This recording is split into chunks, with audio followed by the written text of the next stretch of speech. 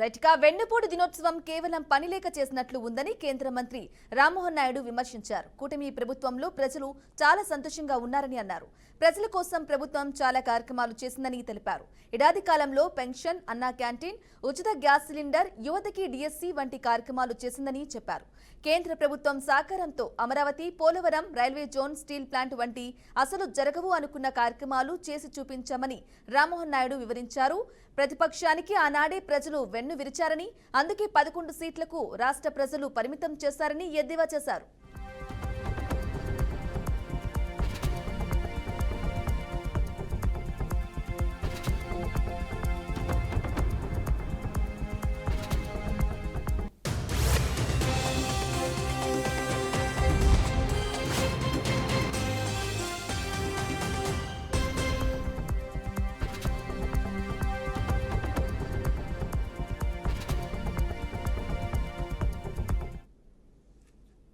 రైట్గా పశ్చిమ గోదావరి జిల్లా పాలకొల్లు వన మహోత్సవ కార్యక్రమంలో మంత్రి నిమ్మల మొక్కలు పాల్గొని మొక్కలు నాటారు. రాష్ట్ర వ్యాప్తంగా 1 కోటి మొక్కలు నాటంతో పాటు ప్లాస్టిక్ నివారణ కార్యక్రమాలకు సీఎం శ్రీకారం చుట్టారని తెలిపారు. రాష్ట్రం పచ్చగా సుభిక్షంగా ఉంటే జగన్ చూసి ఓర్చుకోలేడని విమర్శించారు. గత 5 ఏళ్ల విధ్వంస పాలనలో మొక్కలు, చెట్లను నరకడమే లక్ష్యంగా పెట్టుకున్నారని మంత్రి నిమ్మల మండిపడ్డారు. పర్యావరణ దినోత్సవాన్ని పురస్కరించుకుని స్వచ్ఛ ఆంధ్రప్రదేశ్ దిశగా ఈరోజు గౌరవ ముఖ్యమంత్రి నారా చంద్రబాబు నాయుడు గారు, గౌరవ ఉప ముఖ్యమంత్రి వర్యులు మన పవన్ కళ్యాణ్ గారు ఇచ్చినటువంటి పిలుపు మేరకు ఈవేళ ఆంధ్రప్రదేశ్ రాష్ట్రం అంతా కూడా ఈ పర్యావరణ దినోత్సవాల సందర్భంగా ఈవేళ ప్రతి ఒక్కరూ కూడా భాగస్వాములై పర్యావరణాన్ని కాపాడుకుందాం, మొక్కలను నాటుదామనేటువంటి నినాదంతో ప్లాస్టిక్ని నిరోధిద్దాం, పర్యావరణాన్ని కాపాడుకుందాం అనేటువంటి ఒక మెసేజ్ని రాష్ట్ర వ్యాప్తంగా తీసుకెళ్తూ భవిష్యత్తులో ఈ యొక్క హరితాంధ్రప్రదేశ్గా ఈ ఆంధ్రప్రదేశ్ని మార్చాలనేటువంటి దృక్పథంతో ఈరోజు ఈ కార్యక్రమంలో భాగస్వాములైన ప్రతి ఒక్కరికి కూడా ధన్యవాదాలు తెలియజేసుకుంటూ, మీ అందరికీ తెలుసు ఈరోజు మన శ్వాస ఆడాలనేది అంటే మొక్కలే మనకు అత్యంత కీలకమైన విషయం అందరికీ తెలుసు. ఎందుకంటే మనం వదిలేటువంటి కార్బన్ డైఆక్సైడ్ పీల్చుకుని మళ్ళీ మొక్కలు ఆక్సిజన్ ఇవ్వడం ద్వారానే ఈవేళ మన అందరం కూడా జీవిస్తూ ఉన్నాం. ఆ రకమైనటువంటి మొక్కల్ని పెంచుకుంటేనే మన ఆరోగ్యం ఉంటుంది, మన జీవితం ఉంటుంది. ఆ రకంగా ప్రతి ఒక్కరూ కూడా తమ పిల్లల్ని ఏ రకంగా అయితే చిన్నప్పటి నుంచి పెంచి పోషించి ప్రయోజకులను చేస్తారో ఆ మాదిరిగా ప్రతి ఒక్కరూ కూడా మొక్కలను నాటి వాటిని పెంచి భవిష్యత్తు తరాల వారికి, భావి తరాల వారికి కూడా నీడనిచ్చేటువంటి విధంగా జీవితం. అక్రమ మద్యం కేసులో అరెస్ట్ అయ్యి నెల్లూరు జైలులో ఉన్న మాజీ మంత్రి కాకాని గోవర్ధన్ రెడ్డితో పాటు పార్టీ నేతలు వరుసగా ములాఖత్ అవుతున్నారు. ఇవాళ మాజీ ఎమ్మెల్యే మేకపాటి విక్రమ్ రెడ్డి, మేకపాటి రాజగోపాల్ రెడ్డి కాకానితో ములాఖత్ అయ్యి పరామర్శించారు. ఈ నేపథ్యంలో మేకపాటి విక్రమ్ రెడ్డి ప్రభుత్వంపై కీలక వ్యాఖ్యలు చేశారు. కూటమి ప్రభుత్వం ఇచ్చిన హామీలు నెరవేర్చలేదని అడిగితే అక్రమ కేసులు పెడుతున్నారని మండిపడ్డారు. ఇక కాకానిపై అక్రమ కేసు పెట్టారని, త్వరలోనే బెయిల్ వస్తుందని ఆశాభావం వ్యక్తం చేశారు.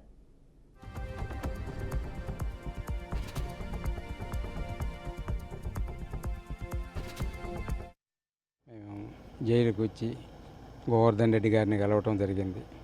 ఆయన్ని కలిసిన తర్వాత జైల్లో పరిస్థితులు కూడా చూసాం. అంటే చంద్రబాబు నాయుడు ప్రజల్ని ఏ విధంగా హింసిస్తున్నాడు అనేది బాగా అర్థమైపోతుంది. చంద్రబాబు నాయుడు కానీ, లోకేష్ కానీ, పవన్ కళ్యాణ్ కానీ వీళ్ళు ముగ్గురు కూటమి అనేది ఒకటి పెట్టుకొని ఈరోజు మనకు అన్ని విద్యలు నేర్పిస్తున్నారు. వాళ్ళు అన్ని విద్యలు అంటే తర్వాత మీరు ఏమి చేయాలనో మేము చెప్పేటి అన్నా చూసి నేర్చుకోండి, మీకు తెలియకనే మీరు ప్రవర్తించినారు, ఇప్పుడు మేము చెప్పేటి చూసి దీని ప్రకారం మీరు చేయాలా, మళ్ళా నెక్స్ట్ 29 తర్వాత అనే పద్ధతిలో మనకు తెలియపరుస్తున్నారు. నిన్న జరిగిన మనకు ఎన్నుపోటు కార్యక్రమంలో ప్రజలు జస్ట్ మనం ఊరికే చెప్పాము, చెప్పిన దానికే కొన్ని వేల మంది ప్రతి చోట, ప్రతి మండలం, ప్రతి కాన్స్టిట్యున్సీలో కూడా విపరీతమైన జనాలు వచ్చారు. ఉత్సాహంగా వచ్చి తొందరగా ఎప్పుడు పోతుందా ఇది అనే పరిస్థితుల్లో ప్రతి ఒక్కళ్ళు ఎదురు చూపులు చూస్తున్నారు.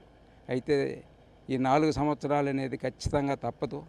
ఖచ్చితంగా తర్వాత వాళ్ళకి ఏం జరుగుతుందో వాళ్ళు గ్రహించుకోవాలా.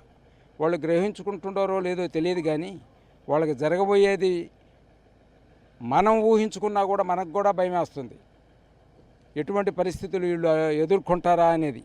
కాబట్టి నేను అనుకోవటం ఇంకొక 1 ఇయర్లో వాళ్ళు అన్నీ తెలుసుకుంటారు, సరైన పద్ధతి పాటిస్తారు. ఆఫీసర్లు కూడా ఇప్పుడే మాజీ మంత్రి గారు కాకాని గోవర్ధన్ రెడ్డి గారిని కలిసి లోపల పరిస్థితులు కానీ బయట పరిస్థితులుగా గురించి కూడా మాట్లాడడం జరిగింది.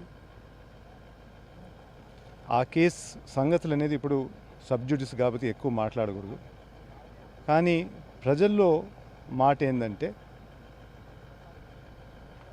అనవసరంగా లేనిపోని కేసులు తీసుకొచ్చేసి ముందుగా A1 ఉన్నప్పుడు ఒక కేసు పెట్టి మళ్ళీ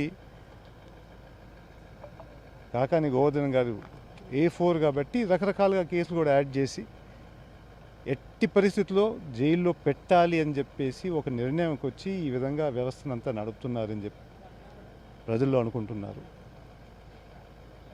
ఎక్కువ రోజులు అంటే ఇప్పుడు బెయిల్ పిటిషన్ జరుగుతూ ఉంది, చట్టం తప్పకుండా న్యాయం చేస్తుందని మేము అనుకుంటున్నాము. త్వరలోనే బెయిలు రావచ్చు కూడా, ఎందుకంటే వాళ్ళు పెట్టిన ఆధారాలు కూడా సరిపోవని చెప్పేసి అందరికీ తెలిసిన విషయమే అది. ఎవరైనా కానీ ప్రభుత్వం మీద మాట్లాడితే వాళ్ళు చేసిన కార్యక్రమాల గురించి ఏమన్నా నిజం చెప్తే వాళ్ళు ఇచ్చిన హామీలు ఎందుకు కావట్లేదని. గుంటూరు జిల్లా కోఆపరేటివ్ మార్కెటింగ్ చైర్మన్గా వడ్రానం హరిబాబు బాధ్యతలు స్వీకరించారు.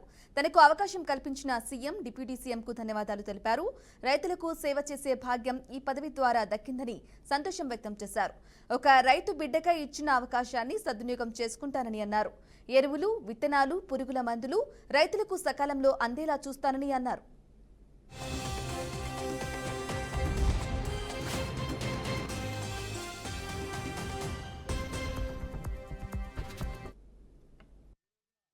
నేను ఈ సంస్థకి చైర్మన్ గా అవకాశం కల్పించినటువంటి ఆ భగవంతుడికి అందరికీ కూడా కృతజ్ఞతలు, ధన్యవాదాలు తెలియజేసుకుంటా ఉన్నాను. నాకు ఈ అవకాశము రైతు బిడ్డగా ఈ అవకాశం రావటం అనేది ఇందాక పెద్దలు చెప్పారు, మనం ఒకటి తలుసుకుంటే భగవంతుడు ఒకటి కలుస్తారని. రైతు బిడ్డగా నాకు ఈ అవకాశం భగవంతుడు కల్పించాడు. ఈ అవకాశం వచ్చినందుకు నేను రైతులకి సేవ చేస్తానని, అలాగే ఈ DCMS సంస్థ ద్వారా రైతులకి ఎరువులు, పురుగు మందులు, అలాగే విత్తనాలు గిట్టుబాటు ధరలకి అందించే విధంగా సహకరిస్తానని, సివిల్ సప్లైస్ ద్వారా, మార్కెట్ ద్వారా, నాఫెడ్ ద్వారా రైతు పండించిన పంటలకి గిట్టుబాటు ధరలు కల్పిస్తూ రైతులకి నష్టం కలగకుండా 6 కాలం కష్టపడి పండించిన రైతన్నకి మంచి గిట్టుబాటు ధర కల్పించే విధంగా నేను కృషి చేస్తానని, అలాగే ఈ సంస్థ ఒక ప్రతిష్టాత్మకమైనటువంటి సంస్థ. ఈ సంస్థని జాగర్లమూడి చంద్రమౌళి గారు అలాగే ఎంతో మంది పెద్దలు దీన్ని నిర్వహించారు గతంలో. వారి పేరు ప్రఖ్యాతులకు వన్నె తెచ్చే విధంగా, రైతులకు సేవ చేసే విధంగా, గౌరవం తీసుకొచ్చే విధంగా వ్యవహరి. AP skill development corporation chairman గా బురుగపల్లి శేషరావు తాడేపల్లి కార్యాలయంలో బాధ్యతలు స్వీకరించారు. ఈ కార్యక్రమానికి ముఖ్య అతిథిగా మంత్రి అచ్చెన్నాయుడు హాజరయ్యారు.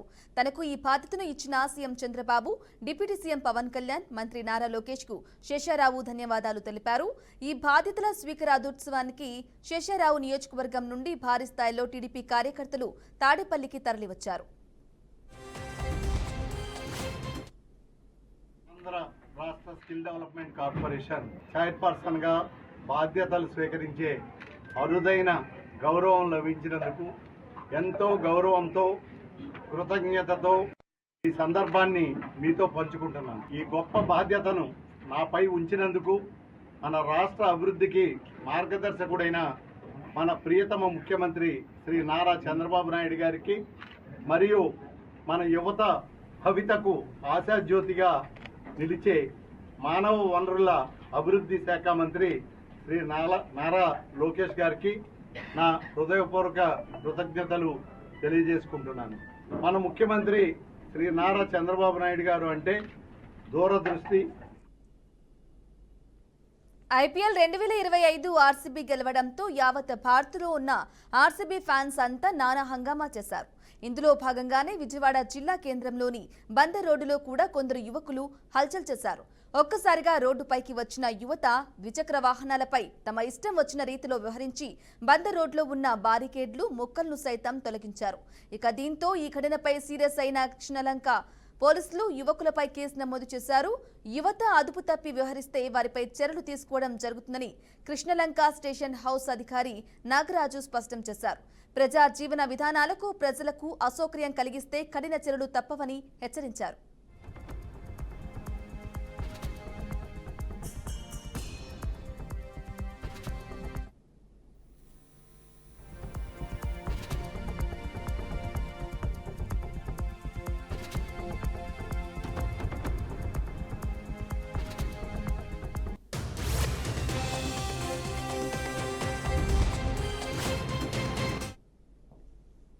రైట్గా పాల్గా ముగ్గుర దాడిలో ప్రాణాలు కోల్పోయిన వారికి ఇప్పటికీ న్యాయం జరగలేదని కాంగ్రెస్ సీనియర్ నేత ఎంపీ జయరాం రమేష్ అన్నారు.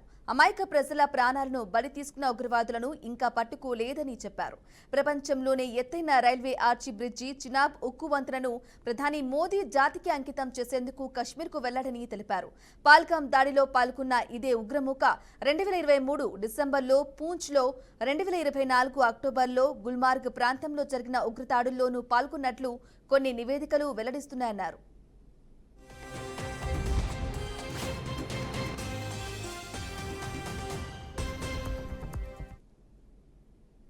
తెలంగాణ రాజధాని హైదరాబాద్ నగరానికి మరో ప్రతిష్టాత్మక కంపెనీ రాబోతుంది. భారత్లో నెలకొల్పబోయే రాఫెల్ యుద్ధ విమాన భాగాల ఉత్పత్తి యూనిట్ హైదరాబాద్లో ఏర్పాటు చేసేందుకు రంగం సిద్ధమైంది. Tata advanced system limited, Dassault aviation కలిసి రాఫెల్ యుద్ధ విమానాల ఫ్యూజ్లేజ్ తయారీ కోసం 4 ఒప్పందాలు కుదుర్చుకున్నాయి. అందులో భాగంగా హైదరాబాద్లో అతిపెద్ద ఉత్పత్తి కేంద్రం ఏర్పాటుకు ఒప్పందం కుదిరింది. ఇది ఫ్రాన్స్ బయట రాఫెల్ ఫ్యూజ్లేజ్లు తయారయ్యే తొలి యూనిట్గా గుర్తింపు పొందనుంది. ఇక ఈ ఉత్పత్తి కేంద్రం 2028 నుంచి రాఫెల్ విమానాలకు కావలసిన లాటరల్ షెల్స్, సెంట్రల్, ఫ్రంట్ సెక్షన్లను తయారు చేస్తుంది. నెలకు 2 ఫ్యూజ్లేజ్ల వరకు ఉత్పత్తి చేసే సామర్థ్యం ఉంటుంది. ఈ కేంద్రంలో రాఫెల్ విమానాల ముఖ్యమైన నిర్మాణ భాగాలు తయారు చేయబడతాయి.